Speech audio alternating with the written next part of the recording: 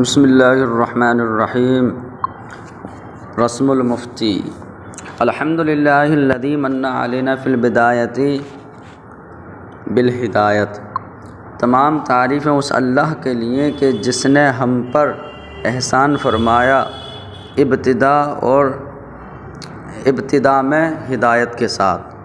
یعنی ہدایت دے کر ہم پر احسان فرمایا۔ وَأَنْقَذَنَا مِنَ الضَّلَالَةِ بِمَحْضِ الْفَيْضِ وَالْعِنَایَةِ، اور اپنے فضل اور عنایت سے گمراہی سے ہمیں بچایا۔ والصلاة والسلام علی سیدنا محمد الذی هو الوقایۃ من الغوایہ، اور درود و سلام ہو ہمارے سردار محمد صلی اللہ علیہ وسلم پر جو گمراہی سے بچانے والے ہیں۔ تو وقایہ بمعنی واقی ہے، یعنی مصدر اسم فاعل کے معنی میں، جو گمراہی سے بچانے والے ہیں۔ وعلی آلہ واصحابہ ذوی الروایۃ والدرایہ صلاۃ و سلام لا غایۃ لہما ولا نہایہ، اور درود و سلام ہو آپ کی آل اور آپ کے صحابہ پر جو روایت و درایت والے ہیں۔ اس کا مطلب جو جامع معقول و منقول ہیں، یعنی نقل والے بھی ہیں اور عقل والے بھی ہیں۔ تو روایت کا مطلب نقل والے ہیں، درایت کا مطلب عقل والے ہیں۔ تو ایسا درود و سلام ہو کہ جس کی نہ کوئی غایت ہو نہ انتہا، اور حمد و صلوات کے بعد فیقول افقر الورا المتمسک من رحمت مولاہ باوثق العرا، محمد امین ابن عمر عابدین الماتریدی الحنفی۔ تو کہتے ہیں کہ مخلوق میں سب سے زیادہ محتاج بندہ کہتا ہے المتمسک من رحمت مولا، اپنے آقا یعنی اپنے مولا کی رحمت کو مضبوطی سے پکڑتے ہوئے، اپنے مولا کی رحمت کو پکڑتے ہوئے، اور باوثق العرا اس کا مطلب یہ ہے کہ خوب مضبوطی کے ساتھ۔ محمد امین، تو جس محمد امین ماتریدی حنفی، عاملہ مولاه بلطف الخفی، اللہ رب العزت اس کے ساتھ لطف خفی کا معاملہ فرمائے۔ یعنی اس کا سب کا مطلب یہ ہے کہ مخلوق میں سب سے زیادہ جو محتاج ہے وہ اپنے مولا کی رحمت کو باوثق العرا خوب مضبوطی سے پکڑنے والا محمد امین ابن عمر عابدین ماتریدی حنفی کہتا ہے۔ اللہ اس کا مولا یعنی اس کا مولا اس کے ساتھ نرمی کا یعنی لطف خفی کا معاملہ فرمائے۔ ھذا شرح لطیف، تو یہ ایک عمدہ شرح ہے، ایک لطیف شرح ہے۔ وضعتہ علی منظومتی، یہ ایک عمدہ شرح ہے جس میں نے التی نظمتها فی رسم المفتی، تو رسم المفتی میں نے جو منظومہ لکھا ہے اس اپنے منظومے پر میں نے اس کو لکھا ہے۔ ٹھیک ہے، میں نے اس شرح کو اپنے اس منظومے پر لکھا ہے جس منظومے کو میں نے رسم المفتی میں تحریر کیا۔ اوضح بہ مقاصدہا،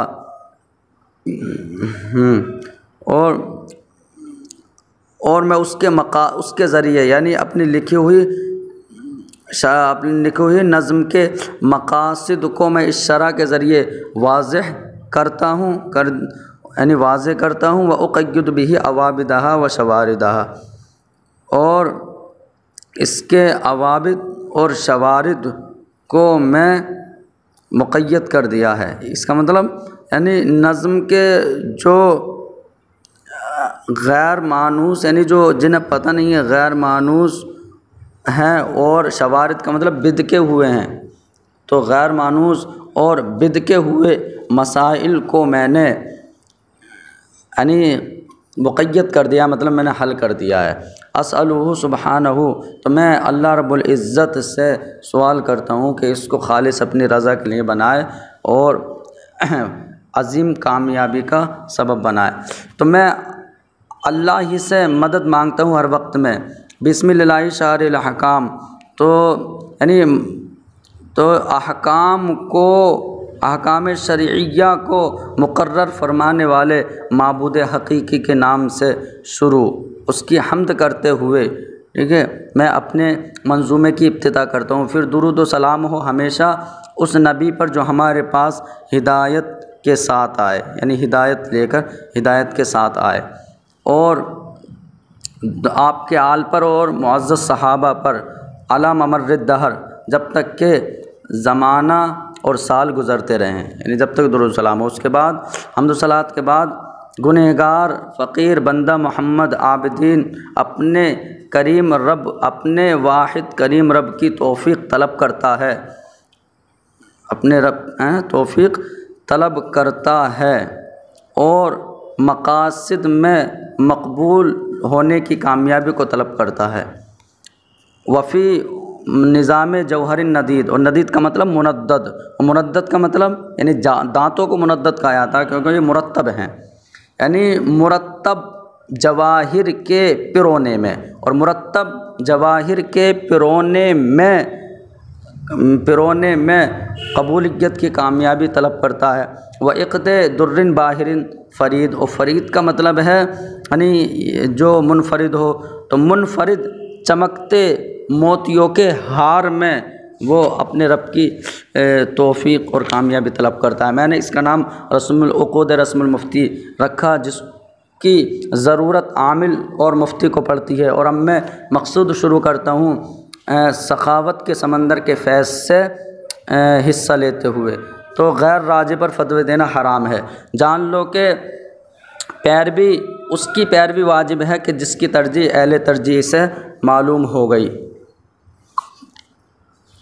یا وہ ظاہر الروایہ ہو اور اس ظاہر الروایہ کے خلاف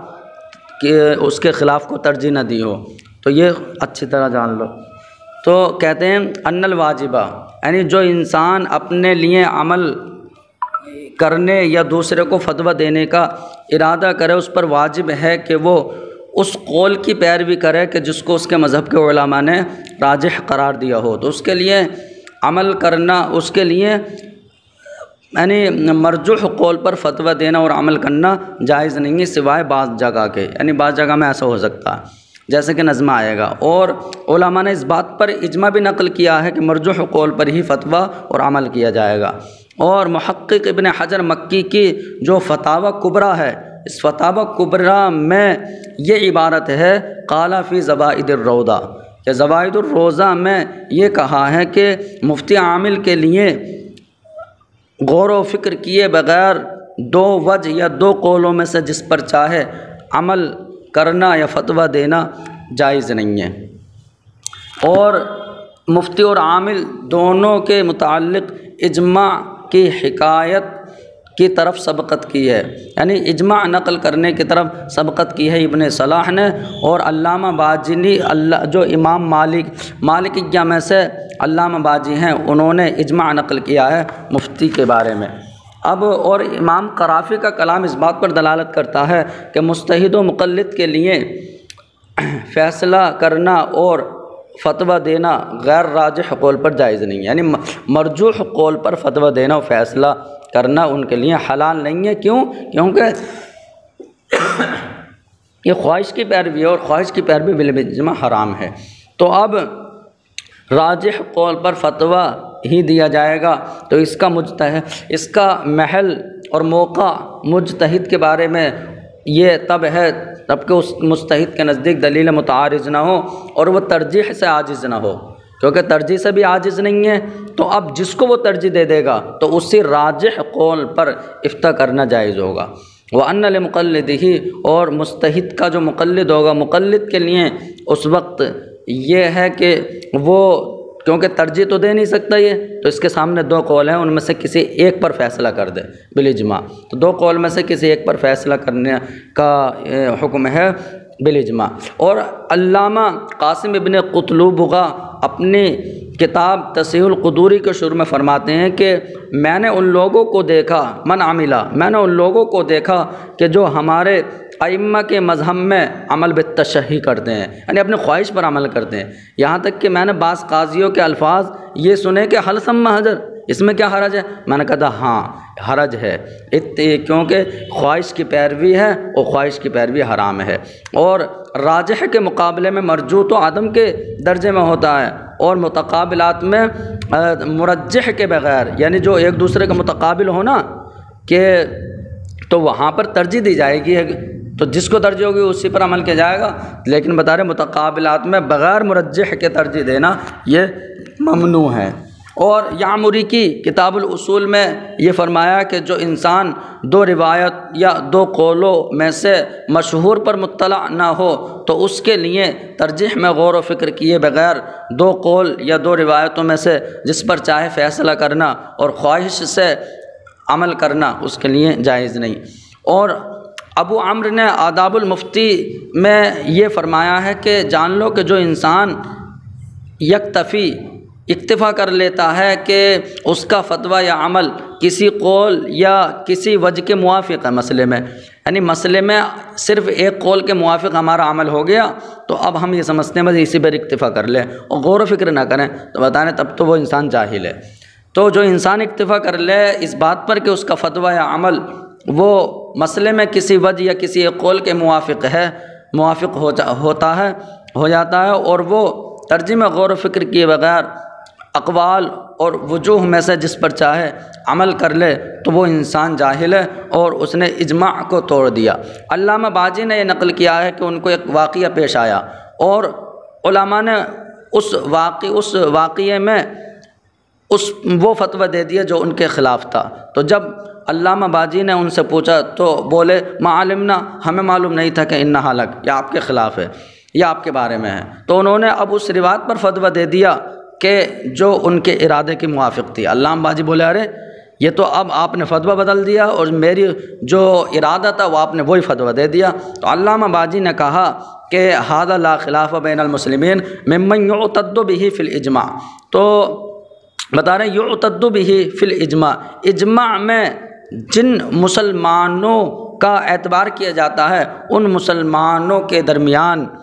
اس کے جائز نہ ہونے میں کوئی اختلاف نہیں ہے، انہ لا یجوز، یعنی جن مسلمانوں کا اجماع معتبر ہے تو ان کے درمیان اس کے جائز نہ ہونے میں کوئی اختلاف نہیں۔ مفتی قاضی میں فرق یہ ہے کہ اصول اقضیہ میں یہ فرمایا کہ مفتی اور حاکم یعنی قاضی میں کوئی فرق نہیں ہے سوائے اس کے کہ مفتی کی ذمہ داری صرف یہ ہوتی ہے کہ وہ حکم کی خبر کرتا ہے، تو مفتی جو ہے حکم کی خبر دیتا ہے اور قاضی اس حکم کو جو ہے لازم کرتا ہے، یعنی ان کی یہ ذمہ داری ہے۔ اور ایسے بھی ہو سکتا ہے قاضی مفتی ہو تو وہ دونوں کام کر لے، لیکن اس کی ذمہ داری صرف کیا ہے کہ وہ ملزم حکم ہوتا ہے۔ اور غیر راجح پر فتویٰ دینا و فیصلہ کرنا یہ خلاف اجماع ہے۔ بتائیں ثم اس کے بعد یعنی مفتی قاضی میں فرق کرنے کے بعد یہ نقل کیا کہ اس پر فتویٰ دینا و فیصلہ کرنا جو مرجوح ہے تو یہ خلاف اجماع ہے، یعنی مرجوح پر فتویٰ دینا اور حکم فیصلہ کرنا یہ خلاف اجماع ہے۔ اور وسیاتی ما، اور آن قریب وہ مسئلہ آئے گا کہ جب دو قول میں سے کسی کی بھی ترجیح نہیں پائی جائے گی، یعنی تب کیا کیا جائے گا کہ کسی کو بھی ترجیح نہ پائی جائے، تو بہتر وہ مسئلہ آئے گا۔ اور میں نے جو نظم میں یہ کہا نا ان اہلہ، تو میرا قول ان اہلہ کا مطلب ہے ان اہل ترجیح، جس کی ترجیح اہل ترجیح سے معلوم ہو گئی ہو، تو یہ پتہ چل رہا ہے کہ کسی بھی عام عالم کی ترجیح کافی نہیں ہے بلکہ اہل ترجیح نے ترجیح دی ہو۔ تو یہ قول میرا اس بات کی طرف اشارہ ہے کہ کسی بھی عالم یعنی کسی بھی عام عالم کی ترجیح کافی نہیں ہے، ٹھیک ہے۔ تو اب علامہ شمس الدین محمد بن سلیمان جو ابن کمال پاشا سے مشہور ہیں، اپنے ایک رسالے کے اندر فرماتے ہیں کہ مفتی جو مقلد بھی ہے تو مفتی مقلد کے لیے ضروری ہے کہ وہ اس کے حال کو جانے کہ جس کے قول پر فتویٰ دے رہا ہے، یعنی اپنے مجتہد کے حال کو وہ جان لے۔ تو حال کو جاننے کا مطلب یہ نہیں ہے کہ ان کے گاؤں کو، ان کے نام کو اور نسب کو جانتا پھرے، بلکہ یہ جان لے کہ ان کا مرتبہ کیا ہے، فقہا کے درمیان کیا ہے، اور درایت اور روایت میں ان کا کیا مقام و مرتبہ ہے۔ تو بتا رہے ہیں ولا نعنی بذالک، ہم حالت کو جاننے سے یہ مراد نہیں لیتے کہ معرفتہ باسمہ، کہ اس کے اس نام کو، نسب کو، یا جس شہر کی طرف نسبت ہے اس کو جان لیا جائے، کیونکہ لا یسمن ذالک، یہ کوئی فائدہ نہیں دے گا اور بے نیاز نہیں کرے گا، بلکہ مفتی یعنی اپنے مجتہد کی معرفت کرے روایت میں اور درایت میں، اس کے درجے کو پہچانے، اور طبقات فقہا میں سے ان کا کون سا طبقہ ہے اس کی معرفت ضروری ہے۔ اب تاکہ یہ ہو جائے گی تو اب تاکہ وہ مقلد مکمل بصیرت پر ہو جائے دو مخالف قولوں میں تمیز دینے میں، دو متخالف قولوں کے درمیان تمیز دینے میں مکمل بصیرت پر ہو جائے، اور دو متعارض قولوں کے درمیان ترجیح دینے میں کفایت کرنے والی قدرت پر ہو جائے۔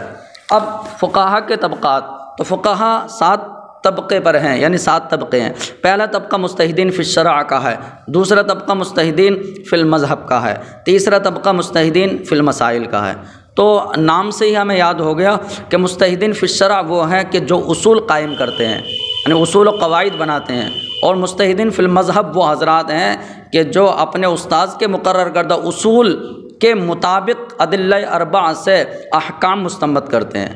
کیونکہ مجتہدین فی المذہب اور مجتہدین فی المسائل اس لفظوں سے سمجھ میں آ گیا، یعنی ان علماء کا طبقہ کہ جو ان مسائل میں اجتہاد کرتے ہیں کہ جن میں امام مذہب سے کوئی روایت نہ ہو۔ اور بتا رہے پھر جو 4 طبقے ہیں وہ مقلدین محض کے ہیں۔ تو یہ 3 طبقوں کا پہلے ترجمہ لگاتے ہیں۔ تو پہلا طبقہ مجتہدین فی الشرع کا ہے، جیسے ائمہ اربع ومن سلک مسلکہم، اور جو ان کی راہ پر چلے، یعنی ائمہ اربع کے علاوہ بھی ہو سکتے ہیں، جیسے کہ علماء نے کہا ہے کہ امام محمد اور امام ابو یوسف یہ مجتہدین فی الشرع میں ہی ہیں، لیکن اپنے استاد کی ادب اور تعظیم میں انہوں نے اپنے آپ کو جو ہے نا مجتہدین فی المذہب میں رکھا۔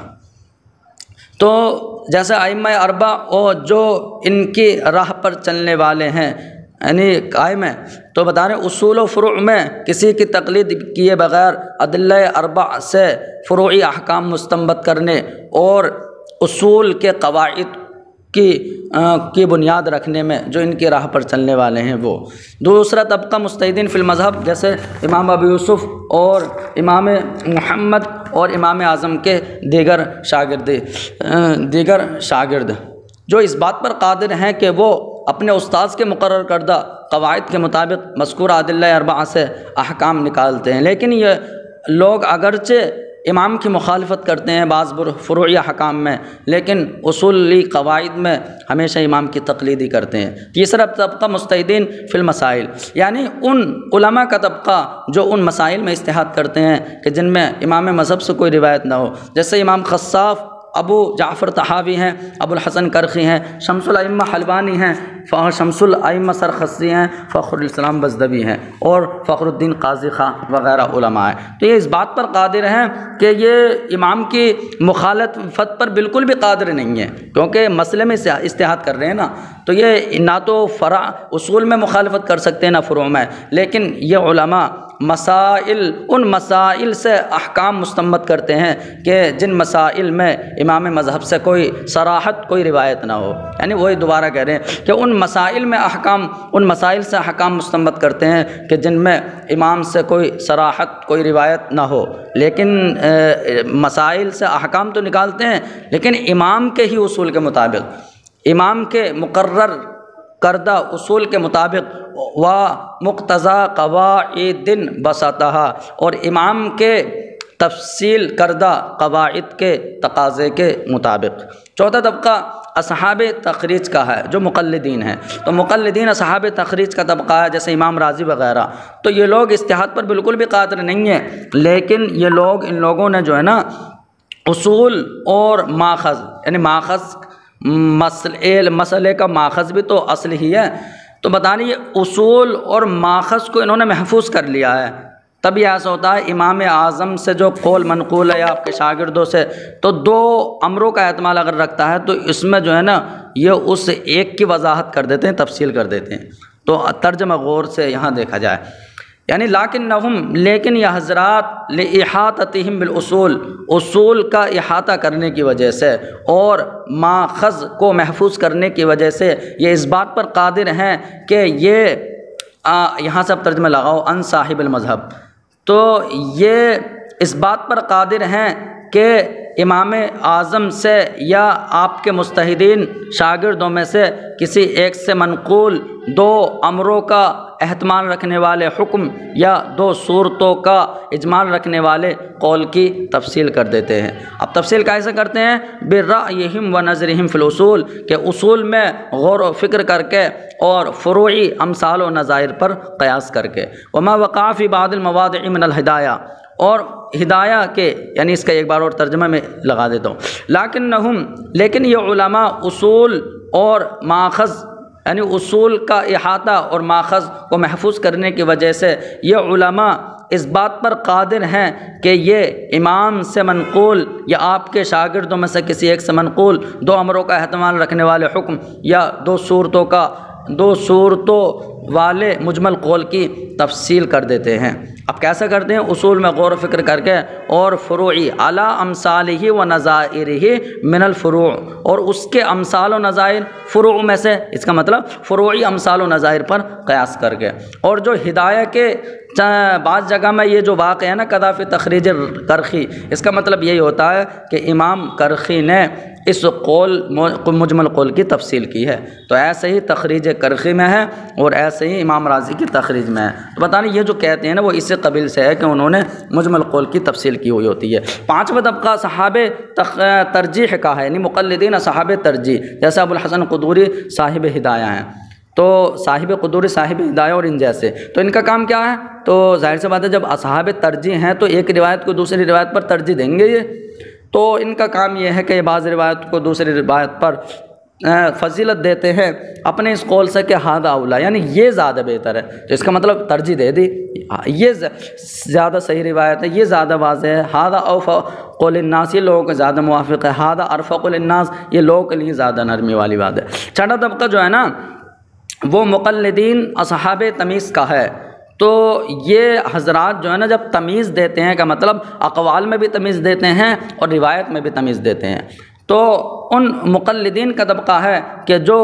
اقوا قوی ضعیف قولوں کے درمیان تمیز دینے پر قادر ہیں، یہ تو قول کی بات ہو گئی، اور ظاہر الروایہ ظاہر المذہب روایت نادرہ، تو ان روایتوں کے درمیان بھی تمیز دینے پر بھی قادر ہیں۔ وہ کون ہیں؟ تو بتا رہے معتبر متن والے، یعنی جو معتبر متن کے مصنفین ہیں، جیسے صاحب کنز الدقائق، صاحب مختار، صاحب وقایہ، صاحب مجمع الانہر، ان کا کام کیا ہے؟ بتا رہے ان کا کام یہ ہے کہ جب یہ حضرات معتبر متن والے ہیں اور اقوا قوی ضعیف میں جب یہ تمیز کرتے ہیں تو ضعیف اور جو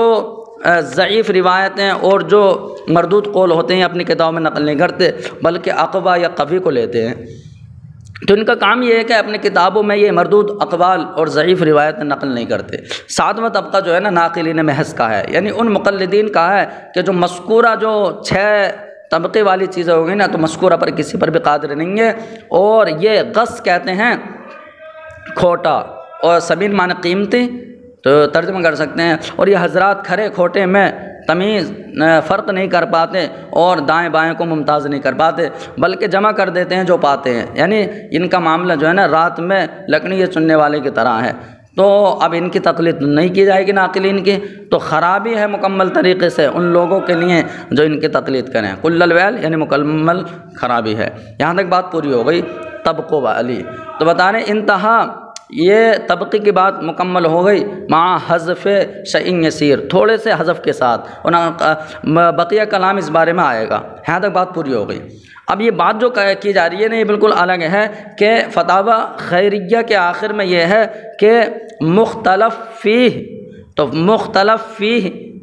مسئلے کے راجح کی معرفت ضروری ہے مرجوح سے، یعنی مختلف فی مسئلے میں راجح اور مرجوح کی معرفت اور اس کے قوت و ضعف میں اس کے مراتب کی معرفت، یہ معرفت کیا ہے؟ تو بتانے وہ ہوا، یہ معرفت جو ہے نا علم حاصل کرنے میں کوشاں رہنے والوں کی انتہائی امید ہے، یعنی آخری ان کی امید یہ ہے کہ وہ راجح مرجوح میں معرفت کرتے ہیں، قوت و ضعف کے اعتبار سے اس کے مرتبہ کو پہچانتے ہیں۔ کون؟ یعنی جو علم حاصل کرنے میں کوشاں رہتے ہیں، ان کی یہ انتہائی امید ہوتی ہے آخری۔ اب بتانے مفتی اور قاضی پر جو فرض ہے نا، جو فرض کیا گیا ہے، یعنی ان پر فرض یہ ہے کہ التثبت فی الجواب، کہ جواب میں مضبوط رہیں، ایسے نہیں کہ جواب جو ہے شک والا دیں، جواب میں ثابت قدمی فرض ہے، اور وعدم المجاوزۃ فیہما، اور دونوں میں وہ اندازہ نہ ہو کہ اندازے سے دیں، کیونکہ اندازے دیں گے تو حلال کو حرام کر دیں گے، تو ان دونوں میں اندازے سے کام نہ لیں، اللہ پر افطراء سے ڈرتے ہوئے، کیسے کہ حلال کو حرام کر کے یا حرام کو حلال کر کے، اور خواہش کی پیروی اور نفس کی پیروی حرام ہے، اور اس مال کی طرف میلان کہ جو بڑی مصیبت اور عظیم مصیبت ہے۔ دونوں کا معنی ایک ہے، داہیۃ الکبریٰ، یعنی اس مال کی طرف میلان کہ جو مال بڑی آفت اور عظیم مصیبت ہے، تو بے شک یہ جو ہے نا بڑا معاملہ ہے کہ کوئی انسان جو ہے نا یعنی کیا مال کی طرف میلان کرے یا خواہش کی پیروی کرے، تو بتانا یہ بہت بڑا معاملہ ہے، اس پر جسارت نہیں کرے گا، لیکن بدبخت جاہل ہی جسارت کر سکتا